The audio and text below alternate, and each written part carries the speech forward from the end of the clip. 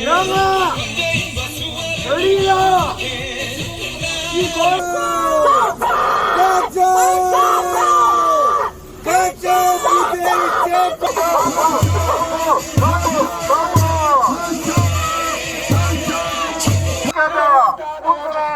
우리 시끄럽게 하자. 너무 좋다 운선아. 계속 하자. 계속 하자.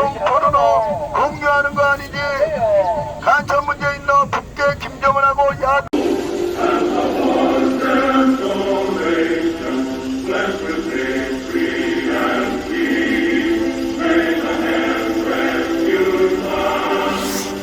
이런 이제 정치적 이슈가 사실은 유튜버 입장에서는 돈이 되는 사업이에요.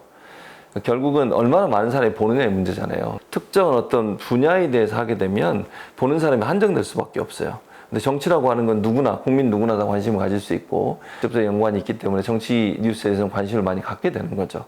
그래서 결국 정치 관련된 유튜버들이 많아질 수밖에 없다. 기본적으로 유튜버들이 처음에 시작할 때는 그냥 뭐 다른 사람과 정보를 공유한다는 개념으로 시작했을지 모르지만 최근에는 그런 성향은 아니에요. 대부분 다 정치적 이유와 목적이 있든 경제적 이유와 목적이 있든 둘 중에 하나예요. 가장 일반적으로 누구나 쉽게 할 수 있는 유튜브 주제가 결국은 정치 이슈다. 짧은 시간 안에 본인들이 원하는 경제적 이익을 달성할 수 있는 기회를 가질 수 있기 때문에 정치적 이슈에 관심을 갖게 되는 거죠, 결국은. 그러면 극단으로 갈 수밖에 없어요.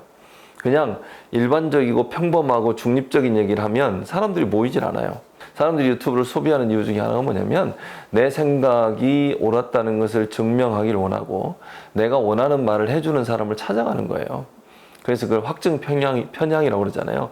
확증 편향이라고 하는 것은 내가 생각하고 있는 생각이 틀리지 않았구나. 그걸 증명해 줄 수 있는 논리를 제공해 주는 또는 그런 말을 해주는 유튜버들에게 환호하게 되는 거죠.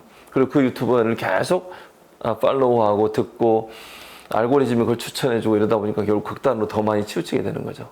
출발은 돈이었고 이익이었다면 그 돈과 이익이 실현되는 과정에 있어서 소비자들은 본인들이 원하는 정보, 본인들이 듣고 싶어하는 얘기, 본인들의 생각을 좀 더 강화시켜 줄 수 있는 정보에 매몰되게 되기 때문에 정치 이슈가 유튜버의 소재로 많이 활용된다. 이게 왜 위험하냐? 여론 형성에 부정적 영향을 미치기 때문이에요. 그러니까 여론이라고 하는 것은 다양한 정보들을 통해서 올바른 판단을 한 시민 또는 국민이 본인의 생각을 표출하는 방식이 돼야 돼요. 내가 원하는 정보, 내가 즐거워하는 정보, 내가 생각하는 가치관을 좀 더 강화시킬 수 있는 정보만 쫓아가다 보면 한쪽으로 치우치게 되죠. 다른 정보는 배제시키게 돼요.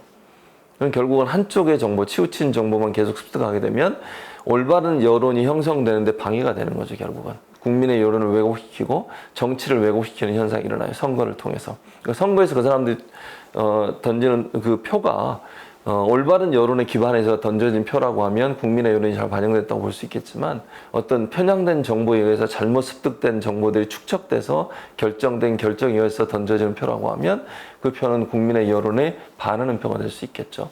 그래서 여론이 왜곡되면 정치가 왜곡될 수 있고 그 여론의 왜곡은 결국 우리의 어떤 국가의 정치 지도자나 아니면 정치가 국가의 방향을 결정하는데 상당히 부정적인 영향을 미칠 수밖에 없는 거죠. 유튜버가 가짜 뉴스를 내보내게 된 그 배경은 한 3가지 종류가 있어요. 구글은 그거 들어온 거 자동으로 계산해서 돈을 주니까 그런 경제적인 목적으로 시작을 했어요. 그 다음에 가짜 뉴스가 이게 본격적으로 정치 이슈화되기 시작한 게 2가지 이유가 있는데, 하나는 이제 국제 선전, 특히 러시아라든지 중국과 같은 이런 권위주의 국가들, 소위 말하는 우리가 그걸 권위주의 레짐이라고 하는데, 이런 나라들이 심리전용으로 썼죠. 그러니까 굉장히 가짜뉴스. 그래서 뭐 미국 대통령 선거에도 영향을 미쳤고요. 그다음에 영국의 브렉시트도 그 영향을 미쳤잖아요. 그러니까 지금은 그런 걸 막 마구 양산을 해는 상황입니다. 그런데 우리나라는 그 2가지보다도 더한 게 3번째예요. 정치적인, 우리 사회가 지난 한 10년 동안 정치적 갈등이 엄청 심화됐죠. 양극화됐잖아요. 아주 그냥 보수 진보라는 이 진영으로 거의 모든 사회가 다 양극화돼 버렸어요. 그러니까 뭐 경제도 그렇고 정치뿐만 아니라 사람들의 의식구조도 그렇게 됐죠. 그러다 보니까 우리는 그것이 정치적인 도구화로 시작이 된 거예요. 뭐 물론 뭐 굉장히 오락이라든지 먹방이라든지 이런 쪽의 유튜브가 굉장히 많은 구독자를 가지고 있는 것도 있지만 정치 유튜브들도 굉장히 많은 거예요. 숫자로 따지면 더 많을지도 몰라요. 그게 이제 우리 사회의 정치적 양극화가 만들어낸 현상이죠. 더군다나 그 몇 번의 정권이 지금 이렇게 교체되고 불미스러운 일이 있고 뭐 이러면서 어떻게 보면 이게 정치 쪽에서 그걸 이용해 먹은 것도 있어요. 이게 이제 언론이라는 거는 뭐 전 세계 다 똑같은데요. 우리 역사적으로 보면 그 나라의 정치 수준하고 언론 수준은 똑같습니다. 이제 우리 정치가 그만큼 이 하는 그러니까 국민들의 의식 수준을 못 따라가고 지금 구태의연한 상태잖아요. 그러다 보니까 그런 사람들이 이용하는 그런 정치적으로 이용하는 유튜브가 이게 고급스러워질 리가 없죠. 굉장히 아주 저질화되는 거예요. 이거는 국가적인 문제예요. 사실은 내가 볼 때 우리나라의 정치 유튜버들이 지금 지나치게 많다라는 생각도 들지만 그거보다 더 위험한 거는 정치권이 그거에 대해서 나를 지지하는 정치 유튜버는 그건 양념이야. 근데 나와 반대에 있는 정치 유튜브는 뭐냐? 전 가짜 뉴스예요. 이게 굉장히 심하잖아요, 이게. 그러니까 이게 우리 사회가 지금 가짜 뉴스가 단순히 그냥 재밌거리 수준을 넘어서 큰 국가적인 대사에 지금 영향을 주고 있다. 사실 이번 선거 때 많이 봤잖아요. 서로가 그냥 뭐 말도 안 되는 얘기를 하는 거죠. 물론 뭐 그 중에는 뭐 상당히 근거 있는 얘기도 있었지만 제가 보기에는 뭐 한 8, 90%는 다 말도 안 되는 얘기들이거든요. 설사 있었다 하더라도 과장돼서 표현했고. 그래서 이런 것도 있고 또 지나치게 또 그렇게 되다 보니까 정치도 희화되잖아요. 사실 지금 정치가 완전히 희화돼 있거든요, 우리나라. 그래서 이런 것들이 저는 더 큰 문제라고 보는 거죠. 그러니까 우리는 유난히 다른 나라보다 정치 유튜브가 많은 나라. 사실 다른 나라 별로 없거든요. 자국 정치에서 이렇게 유튜브를 가지고 정치가 막 흔들흔들하는 나라는 사실 많지 않아요. 예. 그러니까 그만큼 우리가 문제가 있다는 거죠.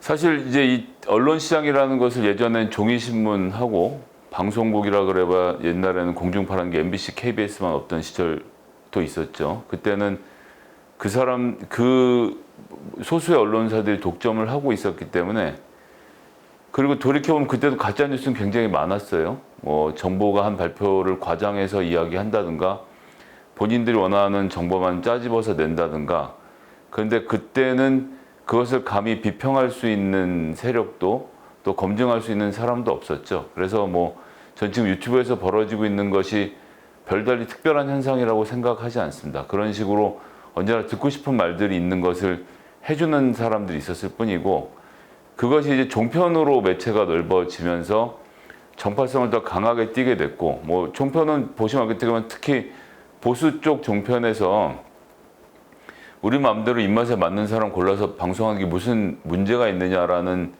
이야기를 했고 거기에 대응하는 성격으로 진보 진영에서 이제 유튜버들이 또 나오기 시작을 한 점을 비춰보면 예, 글쎄요, 뭐 종편에서 하는 이야기의 평론의 수준과 가짜 뉴스를 만든다는 유튜버의 수준이 크게 다른가 저는 잘 모르겠습니다. 이 미디어가 가지고 있는 본인의 명성이라는 게 있는데 한국일보가 가짜 뉴스를 냈을 때랑 어떤 특정 유튜버가 가짜 뉴스를 냈을 때의 파장은 당연히 다를 수밖에 없죠. 그리고 그 이야기를 하는 것이 널리 퍼져간다라고 우리가 생각하지만 글쎄요, 뭐 조회수를 따지면 10에서 한 100만 회 정도 사이이고 그것에 영향을 받는 사람들도 역시나 10에서 한 2, 300만 정도라고 생각하면 기존 언론이 갖고 있는 것에 비한 영향력이 현저하게 낮고 또 반대로 기존 언론이나 어쩌면 레가시 미디어 형태가 들어와서 팩트 체크를 했을 경우에는 대부분의 대중들은 그 팩트 체크의 내용을 보고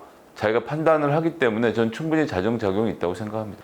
제가 예전에 출연하던 보수 종편 같은 경우는 박근혜 대통령 그 탄핵 관련된 얘기를 좀 강하게 비판을 했더니 사회자가 그 뒤로 30분 남은 방송 시간 동안 한마디도 안 시키더라고요. 그러더니 그 주부터 출연이 정지가 됐어요. 근데 오래 가진 않고 2주 정도를 묶어뒀다가 다시 아무 일 없다는 듯이 부르는데 서로 간에 아무런 대화는 하지 않았지만 금기어가 뭔지를 알게 된 계기가 됐죠. 그것이 그들의 방식으로의 경고를 준 것이라 생각하고요. 유튜버 같은 경우는 요즘 이제 주로 생방송으로 많이 하니까 실시간 댓글들이 올라오는 것을 진행자들이 이제 염두에 두고 진행하는 모습도 볼 수가 있고 댓글에서도 이제 그들이 듣고 싶은 얘기에 다른 이야기가 나왔을 때 강한 비판들이 이어지기도 하고 그런 그러니까 듣고 싶은 이야기가 아닌 다른 이야기들 같은 경우는 그냥 기존 방송국에서도 하는데 왜 내가 맘 편히 들으려고 하는 이 방송에서조차 그런 불편한 이야기를 들어야 하느냐라는 항의도 많이 들어오고 그렇게 되면 또 멤버들 교체되게 되는 것 같더라고요. 미국 같은 경우는 대부분의 언론사들, 신문사들이 사설을 걸고 대통령 후보, 지지 후보를 선언하고 그리고 신문을 내죠. 저는 그게 더 맞는 길이라고 생각합니다. 모든 언론이 중립을 지킬 수도 없고 그럴 방법도 별로 없거든요. 뭐 그런 중에서 한국일보는 상대적으로 언제나 중립적인 위치에서 저는 그 레거시 미디어로서 활동을 해왔다고 생각하는데 그거 외의 신문들 보면 하다못해 대선에 인파들이 운집해 있는 사진만으로도 자기가 지지한 후보인지를 명확히 드러내면서 본인들이 중립적인 언론이라고 말하는 게 제가 보기엔 훨씬 더 이상하고요. 내가 누구를 지지하고 있고 어떤 방향이라는 것을 공개적으로 이야기한 채널이 그 방향에 맞게 본인의 평론을 펼쳐가는 것은 그래서 저로서는 불편함을 모르겠습니다. 편향된 유튜버들이 상당히 영향력을 발휘하는 이유가 뭐냐면 돈벌이가 되기 때문이에요. 그러니까 강한 팬덤층을 향한 그것이 사실이든 아니든 그런 것들이 그 팬덤층에게는 환호를 받거든요. 그분들의 열광적인 지지를 받고 결국에는 그것이 돈으로 연결됩니다. 수입으로 연결이 됩니다. 그러니까 예를 들면 구독자 10만 이상 되면 그리고 조회수가 10만 이상 되면 한 달에 일정한 금액들이 들어오기 때문에 활동할 수 있는 공간이 생기는 거죠. 혐오 비즈니스를 통해 가지고 돈벌이 수단으로 지금 악용된 것이 현재 유튜버의 가장 큰 폐해라고 생각이 듭니다. 저는 특정한 강한 정파성을 띤 유튜버의 출연 요청에 저는 응하지 않았습니다. 왜냐하면 그쪽에 가면 그쪽 입장을 대변해야 되거든요. 만약에 제가 진보 쪽 유튜버가 저를 불러서 와서 평론을 해달라고 그러면 제가 보수 우파 유튜버의 입장에서 과연 진보 진영을 객관적으로 제가 원래 하던 대로 비판을 할 수 있느냐? 그건 불가능하거든요. 댓글들 봐보세요. 그러면은 저 XX, 이 XX 물러나라 뭐 별별 욕이 많아요. 그러면서 구독을 안 하겠다라고 하기 때문에 저 같은 사람을 부르지도 않고 저 같은 사람이 가서 하지도 않는다라고 말씀을 드립니다. 왜냐면요. 그렇게 극단적으로 나눠져 있는 진영으로 나눠져 있는 유튜버에 출연하게 되면 정말 자극적인 얘기를 해야 돼요. 그래야 강한 팬덤층에서 환호를 보냅니다. 그것이 바로 수익과 연결이 되고요. 그래서 저는 자극적인 표현하는 것은 정치평론으로서는 옳지 못하다라는 생각을 갖고 있기 때문에 그러한 극우 유튜버, 극좌 유튜버 이런 쪽에는 제가 나가지 않으려고 노력을 하고 있습니다. 그러니까 유튜브가 갖고 있는 특성 자체는 규제받지 않는 범위 내에서 본인이 하고 싶은 얘기를 자연스럽게 할 수 있도록 자유롭게 어떤 제도적 범위 안에 들어오게 되면 자유롭게 얘기하는데 한계가 있을 수밖에 없어요.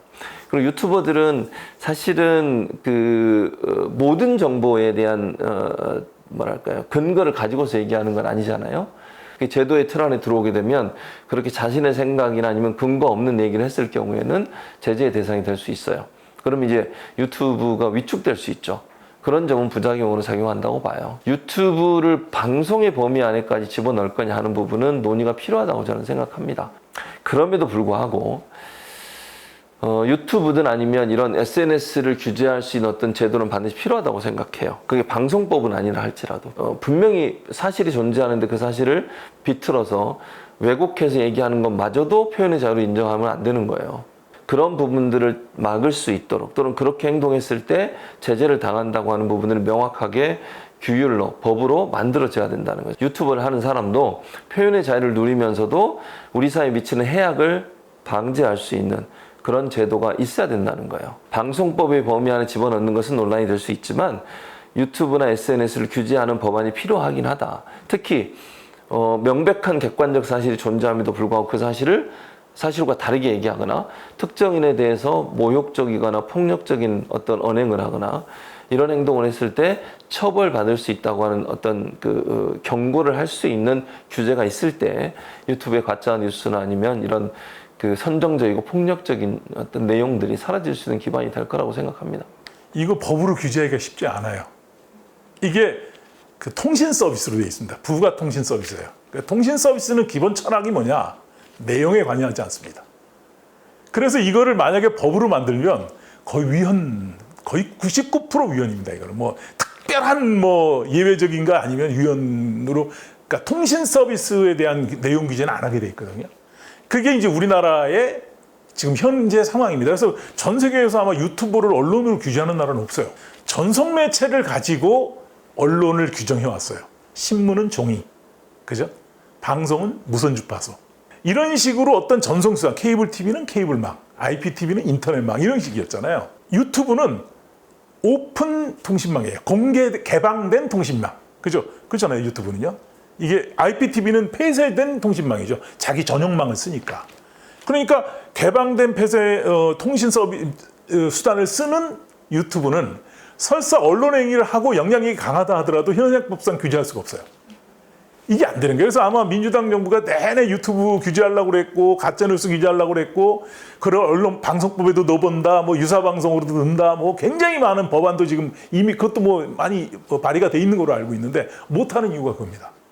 이게 현실적으로 규제가 가능하냐의 문제로 가야 됩니다. 한번 볼까요? 우리나라에만 해도 뭐 몇만 명은 될 거예요. 최소한 우리가 알만한 사람도 아마 거의 뭐 10,000명이 넘을지도 몰라요. 뭐 전 세계로 따지면 뭐 상상을 초월하고요. 가짜다, 전 잘못됐다 라고 누군가가 신고를 해야지만 그건 규제할 수 있지, 대부분은 규제되지 않는다는 거죠. 그러면 어떤 일이 벌어질까요? 그거 자체가 우리나라는 정치 싸움이 될 수 있어요. 자기한테 불리한 걸 계속 고발해야 되겠죠. 긍정적인 효과보다는 부정적인 효과가 훨씬 많은 거죠. 그러니까 악용될 소지도 있고, 신고당한 사람만, 신고당한 유튜버만 계속 규제되죠. 그러면 이거는 규제의 형평성도 사라지다. 결국 그래서 규제라고 하는 것으로 접근하는 것은 불가능하다는 거예요. 어차피 보는 사람만 봐요. 보는 사람만 보니까 가짜 뉴스라고 하는 거에 지금 그런 그 형태들, 그거는 제가 볼 때는 결국 그런 유튜브는 오래 못 버텨요. 이게 자꾸 시장에서 퇴출됩니다. 정리가 돼, 자정 능력이 있어요. 물론 뭐 그걸 100% 믿을 수는 없지만, 그죠? 그러나 어느 정도 있다. 법적 개념을 좀 다시 정립해야 된다. 언론의 개념을. 언론이 단순히 어떤 전송수단이나 이런 식의 그 아날로그식 방식으로 하지 말고 뉴스를 지가 직접 제작해서 그거를 다수에게 어떤 사회적 영향을 미치기 위해서 하는 정보를 제공하는 거라면 그런 식으로 뭔가 내용적 측면으로 다시 접근해가지고 좀 법 체계를 바꾸고 문제가 되는 거를 규제하는 방식으로 가는데, 그나마 그게 방법이라고 하는 겁니다. 제가 볼 때는. 가짜 뉴스가 왜 창고를 하는 줄 아십니까? 이게 유언비어의 확산하고 비슷해요. 정상적인 정보가 부족하거나 차단됐을 때 유언비어가 확산돼요. 기존의 언론이 정상적으로 제대로 신뢰를 못 받고 제대로 된 정보를 못 보내면 가짜 뉴스가 판을 치게 돼 있는 거예요. 그 균형성을 맞춰줄 때 우리가 사회가 건전해지는 거죠. 균형을 찾아가는 식으로 문제를 해결하는 것이, 그것이 더 바람직하다. 뭐 그런 문제는 전 개인적인 민사 소송을 통해서 해결할 문제라고 생각하고요. 그 유튜브를 지금 언론이라고 생각하고 보는 사람은 전 없다고 생각해요. 그러니까 이제 보는 사람들도 이것이 어떤 형식인지를 알고 그 속에서 즐기는 거지, 그런 유튜브에서 하는 이야기와 한국일보가 하는 이야기를 동일선상에서 비교해서 뭐 하나가 맞다 틀리다라고 말하는 사람의 숫자는 저는 그렇게 많지 않다고 생각하기 때문에 법적인 제재까지 지금 갈 단계인가는 잘 모르겠고, 거꾸로 그렇지만 그럼에도 불구하고 이제 극단적인 주장을 하는 채널들이 있죠. 그건 극단적인 주장을 하는 채널들의 문제가 아니라 그 플랫폼을 만들고 있는 플랫폼 사업자의 필터링 능력이라고 생각해요. 그러니까 어디까지 허용할 것인가, 모든 것을 허용한다라고 유튜브 말하고 있지만 사실 그렇지 않거든요. 예를 들면 전쟁이라든지 학살 포함해서 자기들이 금지하고 있는 컨텐츠가 분명히 있습니다. 그럼 이제 정치 분야에 대해서는 그런 것에 대한 아직 그 조정이 덜 되어 있는 단계인데, 정말로 극심한 가짜뉴스만 내보내거나 아니면 인신 공격을 하거나 혐오 발언을 하는 채널들은 실제로 지금 폭파되기 시작하고 있고, 그런 속에서 플랫폼이 그것은 필터링하고 플랫폼에 대한 규제를 정부가 할 문제이지, 개별 그 안에 들어서 컨텐츠를 제공하고 있는 크리에이터들을 사법 처벌을 지금 할 단계는 아니라고 보고, 이미 그러고 이 민사상의 명예훼손, 뭐 형사상의 명예훼손 이미 이루어지고 있잖아요. 별도의 규제를 더 해야 되는지에 대해서 저는 아직은 그런 단계가 아니라고 봅니다. 종편이나 다른 특정 언론 같은 경우에는 법과 규칙에 의해서 제도적으로 좀 규제를 받거든요. 근데 유튜버들은 규제를 받질 않아요. 지금 국회에 2가지 법안이 올라가 있거든요. 형법이랑 정보통신 이용법을 통해 가지고 명예훼손을 통해서 허위 사실을 유포했을 때 어떤 손실을 보상해 준다, 손해를 보상해 준다.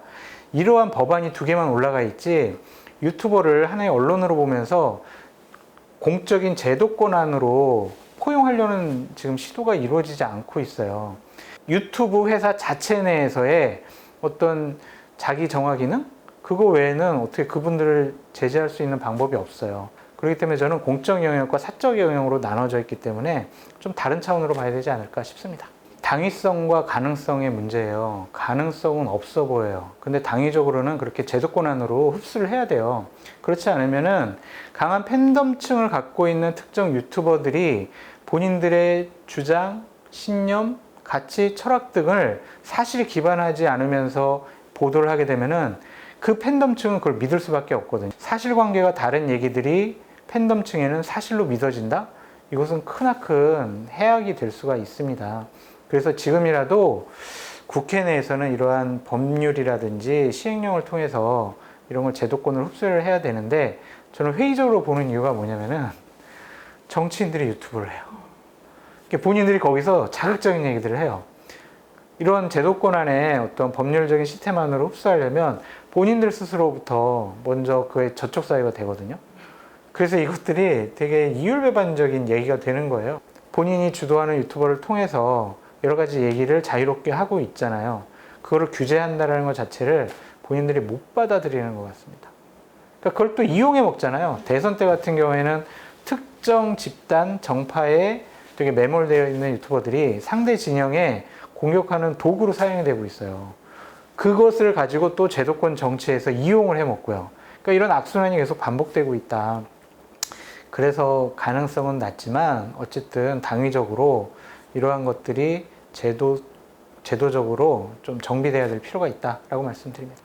한국일보 의뢰로 대한민국 성인 남성 700명을 대상으로 가짜뉴스 수용에 대한 연구를 진행했습니다. 가짜뉴스의 온상이라고 불리는 유튜브, 그 중에서도 2개의 양정파의 대표 주자라고 할 수 있는 가로세로 연구소와 서울의 소리 두 채널이 만들어낸 컨텐츠를 대상으로 가짜뉴스를 한국일보가 다시 한 번 더 이제 심화해서 만들어 봤습니다. 그러한 그들의 가짜뉴스를 한국일보가 보도한 컨텐츠를 다시 실험 대상자들에게 제공하고 가짜뉴스를 얼마나 신뢰하는지, 동료 집단에게 전파할지, 또 공유할지, 믿는지 이런 것들에 대한 실험을 진행했습니다. 실험 결과는 생각보다 사람들이 가짜뉴스에 대해서 굉장히 취약하다라는 결론을 받았습니다. 한 30% 정도가 특히 자신의 정파에 관련된 채널의 컨텐츠의 경우 더 다른 상대 측보다 4배에 달하는 신뢰를 보이는 등 특히 자신의 정파적인 이념과 또 성향에 유사한 쪽의 가짜뉴스에 더 쉽게 믿고 더 공고히 믿으면서 그것을 또 다른 사람들에게 더 열심히 전파하려고 하는 그런 모습들을 보여주었습니다. 현재 연구 결과에 따르면 상당히 자신의 정파에 치우친 어떤 가짜뉴스들을 수용하고 있다는 것, 그리고 기존의 가짜뉴스에서 한 걸음 더 나아간 정말로 가짜뉴스를 제공했음에도 불구하고 사람들은 그것이 가짜뉴스인지 아닌지를 판별하지 못한 채 신뢰하고 있다는 점이 연구가 밝혀낸 중요한 포인트가 될 것 같습니다. 구글에서는 자신이 원하는 혹은 자신이 한 번이라도 관심이 있어서 클릭한 컨텐츠와 유사한 컨텐츠를 알고리즘에 따라서 지속적으로 제공해 줍니다. 그러한 알고리즘의 결과 이른바 필터 버블이라고 불리는 자신들이 익숙한, 즉 내가 싫어하는 정보는 제공해 주지 않고 내가 좋아하는 정보만 계속해서 제공해 주고 그 안에 갇히게 되는 그런 현상들이 현재 유튜브와 그리고 이 온라인 SNS, 소셜미디어 시대의 가장 큰 문제라고 할 수 있겠습니다. 특히 유튜브에서의 가짜뉴스가 더 위험한 이유는 기존의 언론, 이른바 전통적인 미디어라고 불리는 뉴스 매체에서의 정파성 혹은 그 안에서 생산되는 뉴스의 특성과는 유튜브 속에서의 콘텐츠가 다른 상이한 지점들 때문입니다. 그 지점이 바로 뭐냐면 유튜브가 가지는 구술 문화의 특성입니다. 구술 문화, 즉 말로 하는 문화라는 것은 기존에 있던 문자 문화와는 다른 어떤 내용입니다. 이 구술 문화, 즉 말로 하는 문화에 가지는 중요한 특성 중에 하나는 굉장히 비평적이라기보다는 감성적이고 또 집단적이면서 생활 밀착적입니다. 구술 문화의 특성을 고스란히 지니고 있는 유튜브 속에서 정파적인 미디어를 이제 더 많이 생산하게 되면 자신들과 동료 집단과 더 끈끈하게 뭉치게 되고 또 자신의 일상생활 속에서 정치 뉴스를 소비하게 되고 그것을 더 감성적으로 사람들이 재생산하게 되면서 우리 사회에 더 어떤 가짜 뉴스의 심화 그리고 양극단화가 여러모로 그 기술적인 문제와 감성적인 문제 두 군데에서 공이 발생하는 중요한 문제라고 할 수 있겠습니다. 이것이 유튜브가 보여주는 가짜 뉴스의 가장 심각한 문제라고 할 수 있겠습니다.